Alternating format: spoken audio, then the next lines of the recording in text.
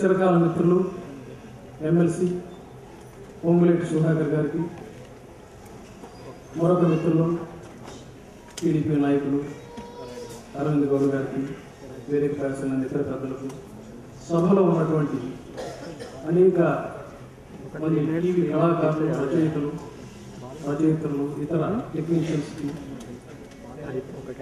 మా టీవీ అనుబంధ సంస్థలకి, టీవీ వారికి, ఇతర మీడియా సంస్థలకి అందరికీ నమస్కరిస్తూ, ఒక మంచి ఆహ్లాదకరమైనటువంటి వాతావరణం. సాయంత్రం వరకు వర్షం పడినా సాయంత్రానికి మంచి వాతావరణం అంటే ఒక సహృదయంతో ఏదైనా కార్యక్రమం ఇలాగే ఉంటాయి అనడానికి పద్మమోహన అవార్డ్స్, పద్మమోహన సంస్థని ముందుగా అభినందిస్తున్నా.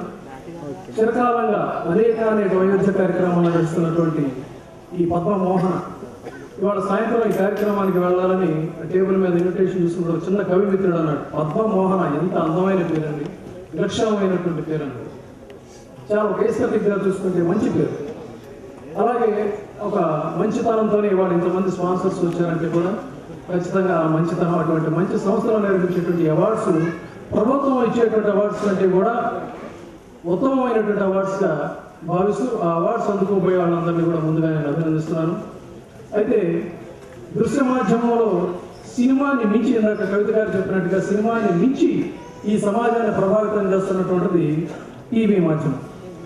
అయితే మంచి చెడు రెండు కూడా ఒక బలవత్తరమైనటువంటి శక్తివంతమైనటువంటి దృశ్య మాధ్యమం కనుక తన పాత్రని తను సరిగ్గా నిర్వర్తించలేనట్లయితే ఈ సమాజంలో నిశ్శబ్దంగా ఎంత దుర్మార్గాన్ని, దోషాన్ని ప్రదర్శిస్తుందో దానికి సినిమాలు, టీవీలే కారణమని వాళ్ళ సైకాలజిస్టులు కొంతమంది అభిప్రాయపడుతున్నారు.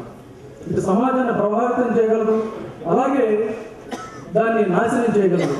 మన సంస్కృతి ముఖ్యంగా అక్కడ సురేష్ కుమార్ గారు ఉన్నారు, మంచి మిత్రులు, చక్కని దర్శకుడు, రచయిత, భక్తిభావం ఉన్నటువంటి వ్యక్తి. ఆయన మనదైనటువంటి సంస్కృతి కోసం అనువాద సీరియల్స్ ఉండకూడదని ఉద్యమించడం కూడా చాలా ముదావం. ఎందుకంటే ఇంతమంది కళాకారులు ఇక్కడ హైలీ టాలెంటెడ్ యాక్టర్స్, రైటర్స్ వీళ్ళందరూ కూడా ఉన్నారు.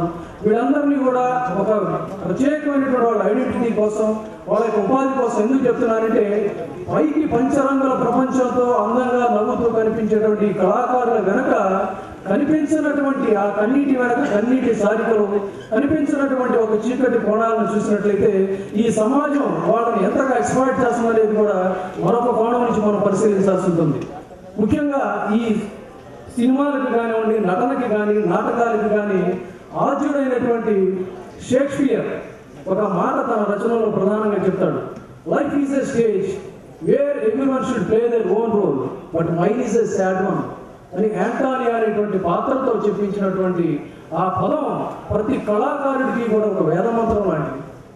ఎంతో హాయిగా కనిపించవచ్చు, కానీ కొంతకాలం వాళ్ళు రిటైర్ అయిన తర్వాత ఎన్ని రకాలుగా వాళ్ళు దోపిడీకి గురయ్యారు, ఎన్ని రకాలుగా వంచనకు గురయ్యారు, ఎన్ని రకాలుగా వాళ్ళ శ్రమశక్తిని దోచుకున్నారు అనేటువంటిది ప్రతి కళాకారుడి చరిత్రలో కూడా కొన్ని చీకటి పట్టులు ఉంటాయనేది